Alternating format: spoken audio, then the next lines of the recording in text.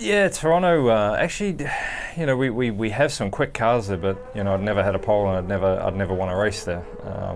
My first year I think was in 1999 in Indy Lights, and I think 3 or 4 times we'd put ourselves very close to an opportunity to win the race, and strategy went wrong, or we got sort of had a funky pass towards the end and didn't pull it off. So to get one of the poles for one of the double-header races and sweep the both days with a win was unbelievable. It was fantastic, and I had my 2 little girls there. My wife, my mother flew over from New Zealand, so it was quite the family bash, and to do it the way that the team did in style.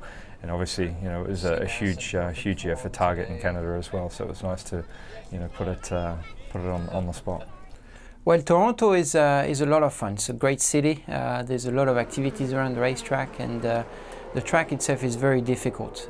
It's certainly one of the tracks that requires the most skills in terms of street course, because the tarmac is different from the entry of the corner to the exit, so it changes.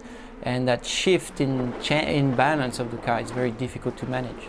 And it's a great challenge every year to try to adjust to that. It's an engineering, it's very difficult for the engineers, but also for the drivers, it's a great challenge. Toronto is probably one of the most difficult street courses because it's fairly bumpy, it's pretty rough. There's a lot of different types of concrete, pavement, it changes constantly based on the corners. Sometimes even mid-corner, the pavement change. And so in our cars, it makes a huge difference when it comes to grip level and how the car responds to it. So for the engineers and for the drivers, it makes it extremely demanding to kind of hit all those points and try to get a car that's pretty competitive.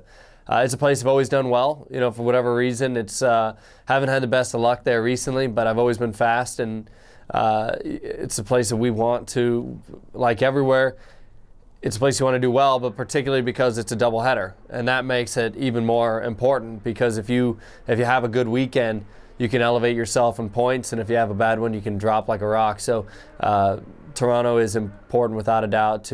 Plus it's Canada. I mean, the fan support in Canada is always amazing. It's always incredible. So to go out there and be a part of it mean a lot.